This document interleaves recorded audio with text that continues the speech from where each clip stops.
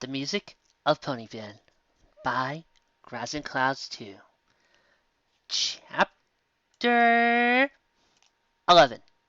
Echo. Lyra, Fluttershy asked. are you sure that's safe? Lyra looked down. She was standing upright on the very top of the Kraken's head, one hoof planted high as she could, and holding a foreleg over her eyes as she was scanning to the horizon.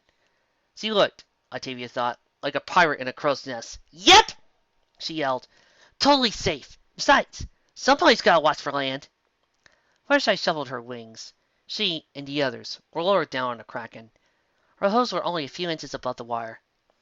It's just you're high up, and if you fall in the water...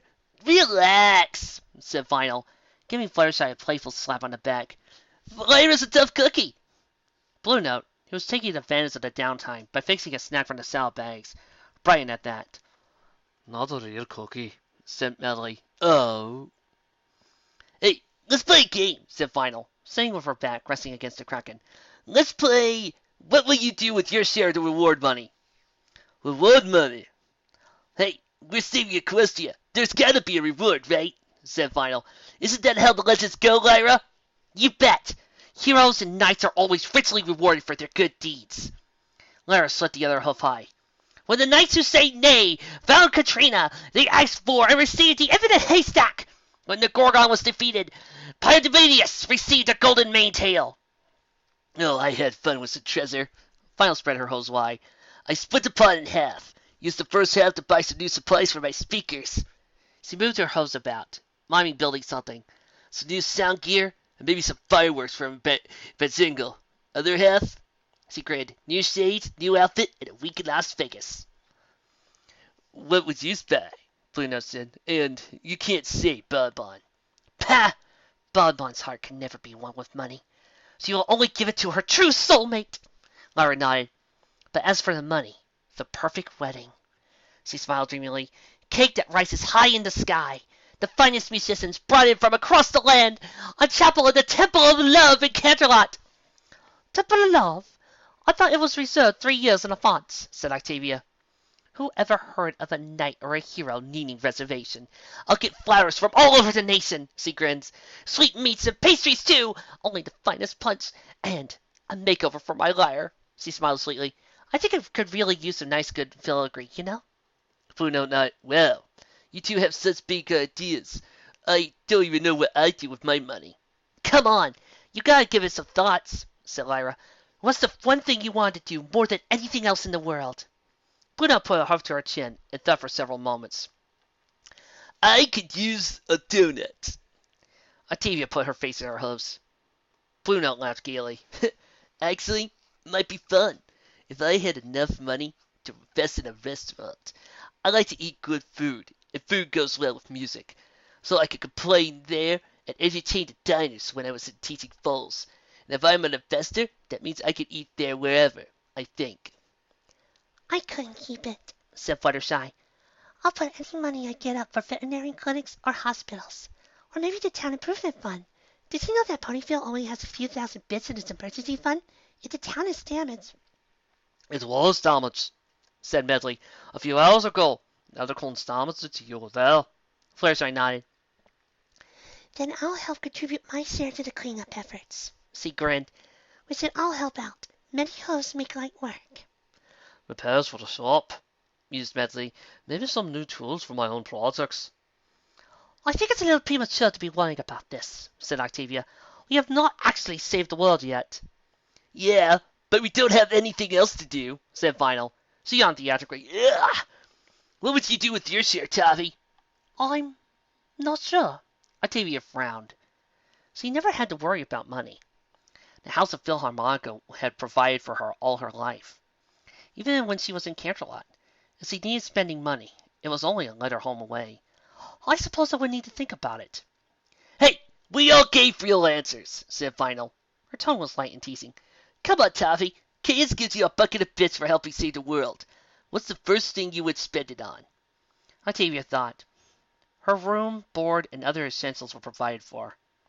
Her instrument was in perfect working order and needed no repairs. She had no desire to invest in a business like Bluenote, or go on a vacation like Vernal, Or purchase tools for another hobby like Medley. She wasn't getting married. Octavia smiled sadly. No, she was not getting married. But there were other sources of reasons. Perhaps I would find a small celebration for us all, she said, to commemorate our victory over the tyrant alicorns. Bluenote grinned. Great idea, Octi. That sounds like it would be really fun. With us there, forget fun. It'd be awesome! Love it, Tavi. But none of this fancy frou-frou noble party stuff, okay? It's gotta have stereos, bass, and a good cider for sweet apple acres I'm not allowed to buy anymore. Medley blinked. I'm not allowed. You know how it is. You challenge the cider sales pony to a drinking contest. Then it gets blurry, and the next thing you know, you and Big Magatos are filling the Ponyville fountain with cider and jumping in. She shrugged. Appletech says I'm a bad influence on her brother. Octavia smiled slightly as the crew continued to banter. Yes, a celebration with them would be just the thing to do with the money. After all, they are my first friends. The forest on the other side of the lake was slightly more open than the one they had left, but it was just as dark and ominous. Octavia shuddered slightly as she climbed down from the kraken. Ironic that riding a large squid actually feels safer than going back into the woods. What do we do now? Asked Bluenote. We need to continue searching for the castle. Octavia pointed a hoof into the woods. Lyra, are we still going in the right direction? The legends say yes. Lyra brandished her lyre and pointed toward the woods. Onwards! All right, said Vernal. Woods are a little more spread out now, so I think we can have 3 in the front, 3 in the back. Lyra, okay to join us up front? We shouldn't need to worry as much about something sneaking us up from behind and... As he talked, Octavia looked up at the sky. She had been glancing at it as the kraken had taken them across the river, but she hadn't seen anything too suspicious. Now, though, it looked a little different, like it was emptier than usual. Something wrong? Octavia turned to see Bluenote. I'm not sure. I thought that some of the stars had disappeared.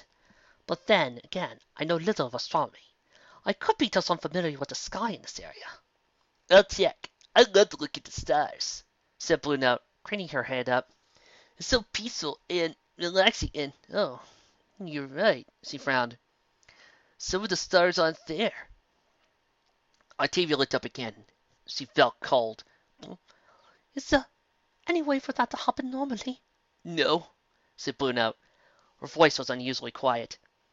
The alicorns, Octavia said. It must... Hey, come on! Called Vernal. You don't want us to leave you behind, do you? The forward group was already at the tree line. Octavia shook her head. The sky would be as it was. All they had to do was hurry.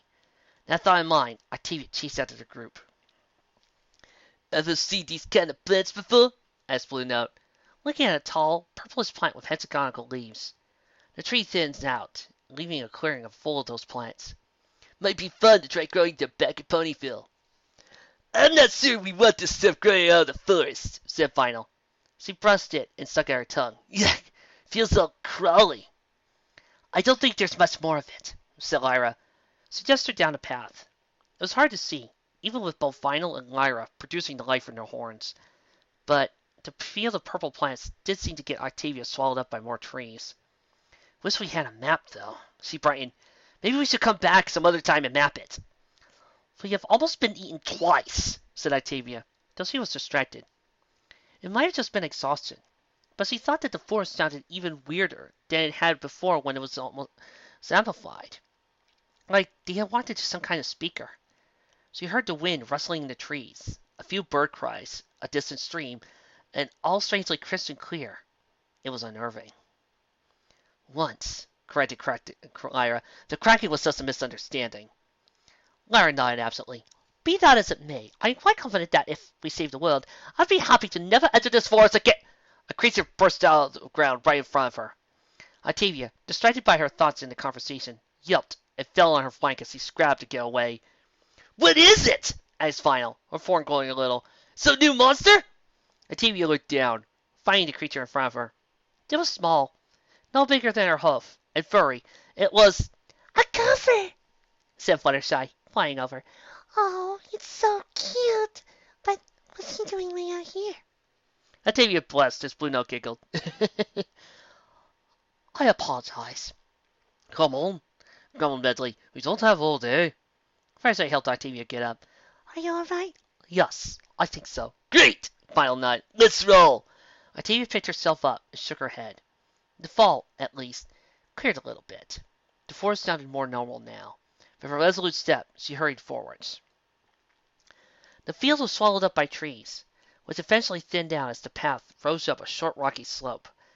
Octavia kept pace with the group, thankful that she maintained her rigorous exercise regimen when she had joined Cadance's classes. If not for that, she knew she would have been tired by this point. Looking around, she noted that the group was mostly holding up as well as her. Medley and Fluttershy could fly, of course, and so were not overly inconvenienced by the rocky uphill path. Vernal and Lyra, for their parts, seemed to have impressive reserves of strength that Octavia wouldn't have guessed. The only pony that was starting to struggle was Bluenote, but she was still genuinely passing on. Wonder how far it is, the tuba player asked at last. Don't know, said Final Pause. Hey, Flutters, Medley, could one of you fly up and see if the castle's in sight yet? All yours, said Medley, flying straight up to the top of the hill before coming back down. Nope. Dang, Final frowned. We keep going. We might need to camp. Camp here? With scary monsters? Asked Fluttershy. I hope not. We'll push on then, said Lyra. Onwards to glory! Octavia took another few steps, but she felt uneasy. She realized suddenly that she had a sense of deja vu. Looking around, she felt oddly like she had been there before. The cellist shook her head. There had been no other rocky hills on their journey. It had all been either along a forest floor or across the lake while riding a kraken. The stress and unfamiliar territory was getting to her. She resumed walking with the others. She couldn't get psyched out now. Equestria needed her. The rocky path finally brought the ponies to the top of the hill, where a narrow ridge began to take them further north. Nice view, said Vernal, looking down at the forest below them. Am I right? I like it, said Bluenote. It'd be nice to have a house with a view like this. Wake up and watch the sunrise over the trees. Vernal laughed. Wake with the sunrise? Please. I'm up by dusk. Maybe. Bluenote joining the laughter. One time, I was trying out for a bass contralto. I slowly slept a little, so when I woke up, I had only an hour to get over across the town to audition. And it was just in a hurry. Instead of my tuba polish, I grabbed a ball of jam. Even Medley smiled at that. A few minutes later, Bluenote slowed down. Hey, she said. We've been walking a while. Any pony need a break? Do you? Asked Medley, from where she flew high above the group. No, I'm fine. But I figured some pony else might want to take one. She smiled and opened her saddlebag. I got granola and trail mix, and 2 thermoses of lemonade that Fluttershy said I could take along. I'll take a cookie, said Vernal immediately. So? Octavia refused all offers of food. She did not feel hungry. But she did take advantage of the opportunity to sit down on the ridge, lean against the rock wall, and recuperate from the climb. She let her eyes shut slowly and listened, going through a rest exercise that she used occasionally when practicing a strenuous piece. With each breath, she tried to focus on her ears a little more, listening on Lyra's bright chatter, Bluenote's chokes, Fluttershy's gentle unwrapping of her cookie, and so forth. Another few breaths, and she was able to hear the sounds of the forest below them. The wind blew through the trees, birds cried in the distance, and somewhere behind them, a creek bubbled behind. She paused. Wait, this seems really familiar. But it can't be. We haven't been here before. The path goes in a straight line. Octavia, are you sure you don't want a cookie? Called Bluenote. They're delicious. She smiled as she bent into one. Perfect for a night like tonight. I am fine, murmured Octavia. She tried again to listen to the environment. Did it really make sense that the sounds she heard were there, up on the hill? Granted, there were nearby trees below them. A creek could be running just above or below them, but it just seemed so much like before. She paused and turned to the others. Does anything sound unusual to you? She asked. Lyra tilted her head. Nope. Why? Maybe nothing. She shook her head. She could just be imagining it. She certainly didn't know what it could mean for the sounds of the forest had frozen somehow. But it was something to focus on. All right, she thought. I'll follow the group and listen as hard as I can. If it keeps sounding like this, and something's definitely wrong. It took 15 minutes for the sounds to repeat themselves. This is nice, said Fluttershy, looking around. They had progressed to a rocky clearing up the hillside, with boulders strewn everywhere. I like that there's no monsters here. Always a good sign, said Vinyl. Bluenote hummed merrily.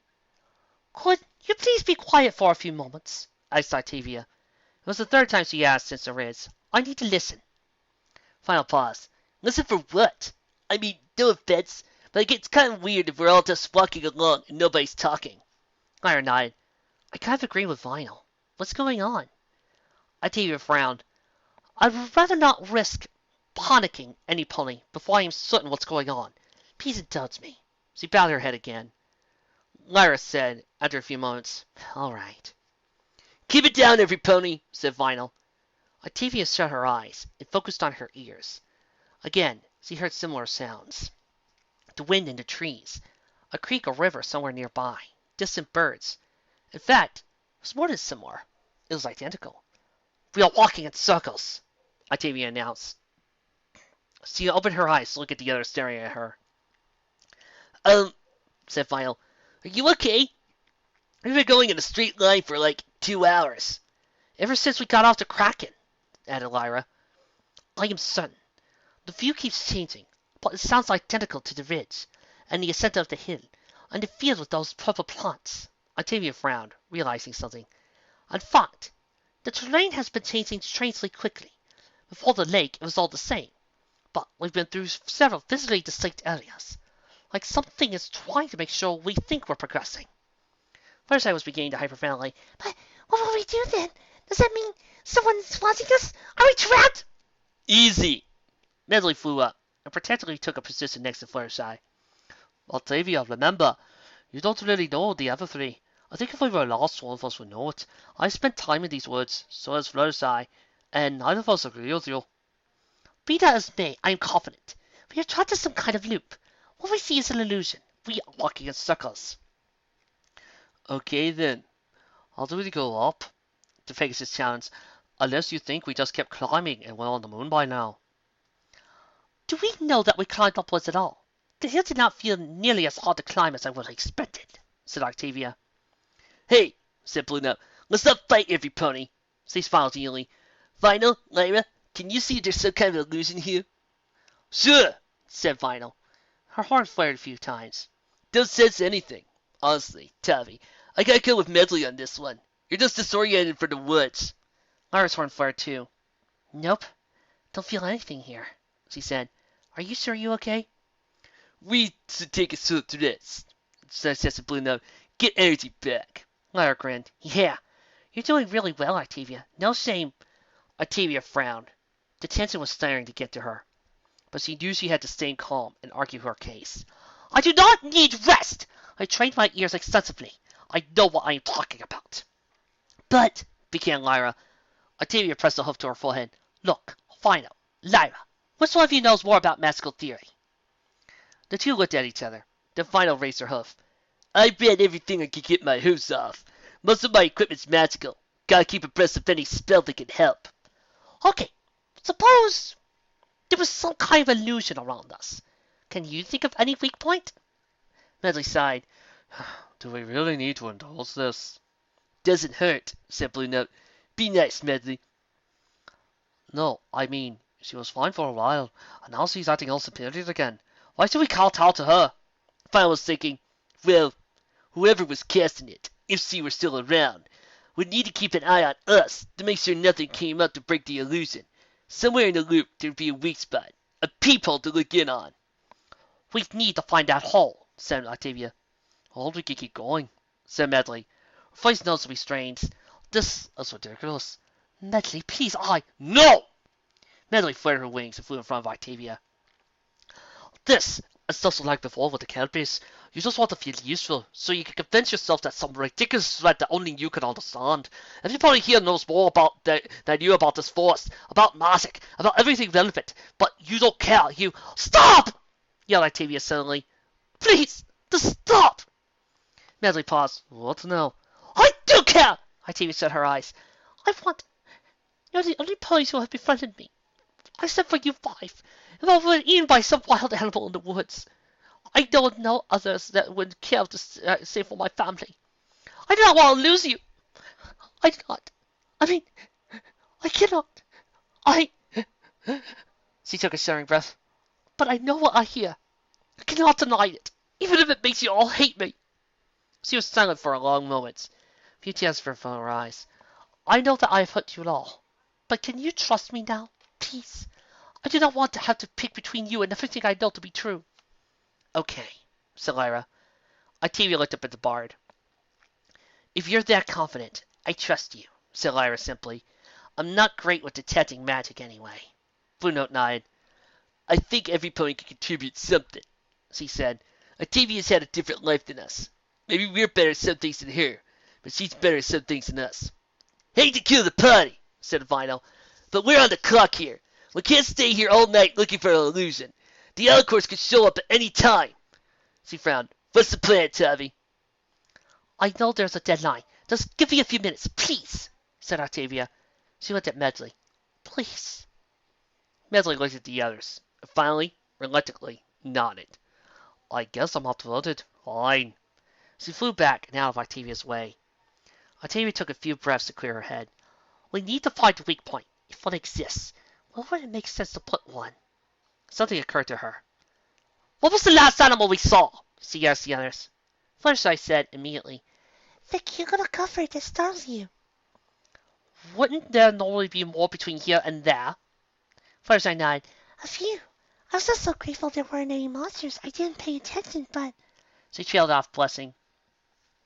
I would estimate that animals are harder to make illusions of than plants, since they have to move, said Octavia.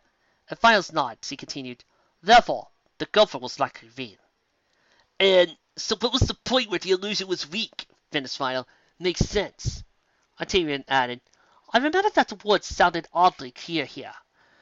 The real sounds of the forest, probably, leaking through the fake sounds of the illusion. I'll try to find that spot again. She walked forwards, listening intently. For a few moments, it all sounded the same. But then the trees, river, and birds all sounded clearer in her left ear.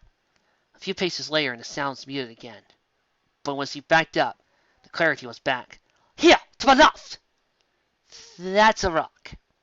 Octavia opened her eyes and frowned. It's not real. She pushed against it. I think. She could feel the others watching her as she tried to get through the rock, but her body wouldn't move through it.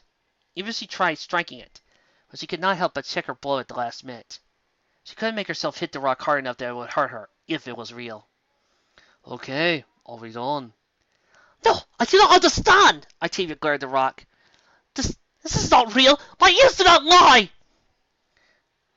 Octavia, began Fluttershy. It's not real! She turned, eyes flashing. I know how to prove it. Somebody, drop me into this rock! There was silence for a moment.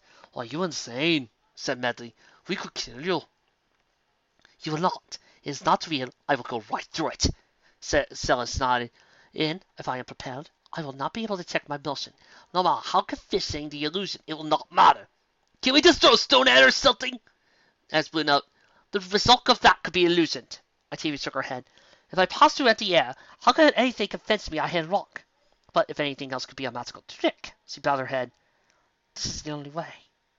Even if you're right, you have no idea what's behind that rock, pointed out Vernal. Could be a tree or, another rock. We have to try.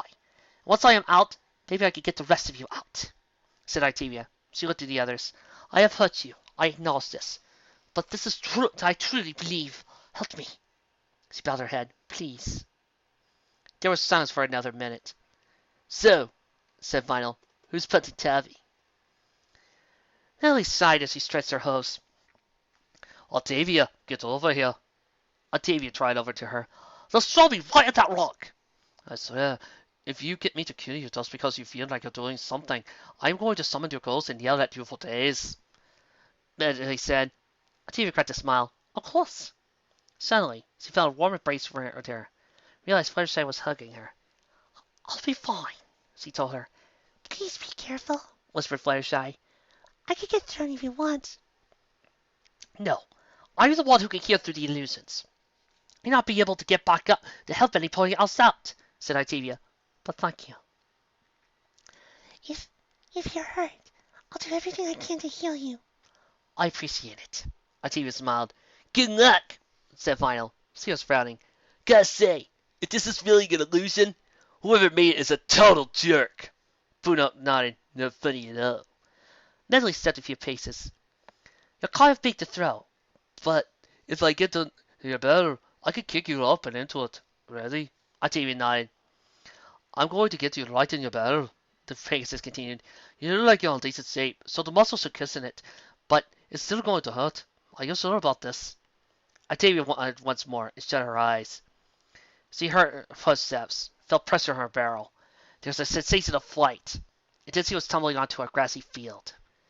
Opening her eyes, she saw she was in a large, very grassy clearing that she recognized as having passed through shortly after stepping out to crack it.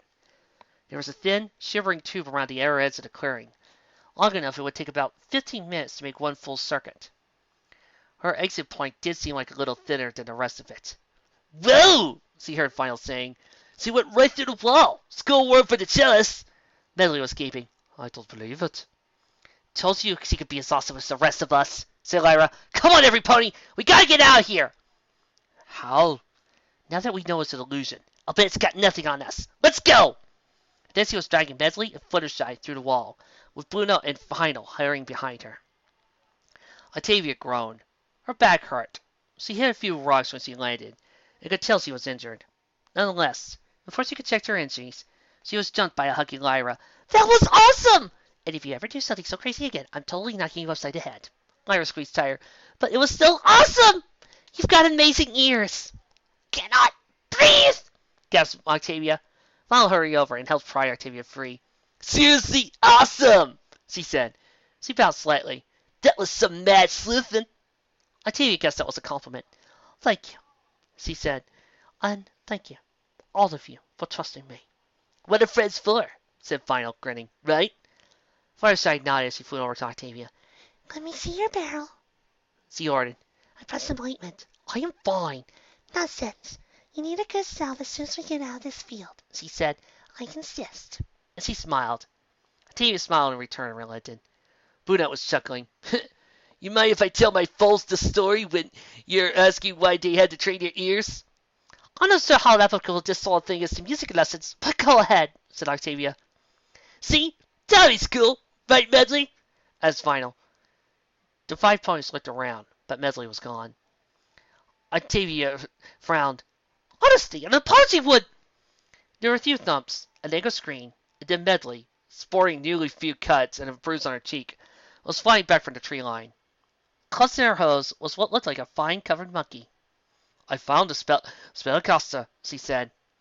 The monster was Lyra called a Lyshi. Seemed reluctant to cooperate, so Vernal and Lyra began to argue with it. Meanwhile, Medley took Octavia aside. "Sorry." Octavia nodded. "I accept—" "No, wait." Medley sighed. "Whatever else I could say about you, you had better music training than me. I still trusted your ears." Octavia, apology accepted, Octavia said firmly. "Without reservation, I gave you ample cause to doubt me." Medley nodded slightly. "All right. I accept your apology from before as well. Let's start fast." Octavia smiled. "What a wonderful plan!" "Hey!" called Vile. "Come, you two. Once we get directions for this guy, we're moving out." As the two rejoined the group, Octavia saw the monster squirreling. Let me go," growled Leslie. "You're just a blotch, just as my was. Was just protecting it." "You were going to eat us," corrected Lyra. "I know how Leslie eats to eat. You let your prey get lost in the woods until they collapse of exhaustion, then eat them." "Wasn't going to." Vernal frowned at Leslie. "Look, we just need to know how to get to where the castle is, Greenie." "Hey, what castle?" Medley stepped in front of it. Ahem. Leslie, what's Octavia noted, as several bruised vines paled. 3 miles due north," it yelped. "Just 3 miles?" Bluenote smiled. "We're getting close." "Let's go," added Vernal. And so they went on, deeper and deeper into the forest.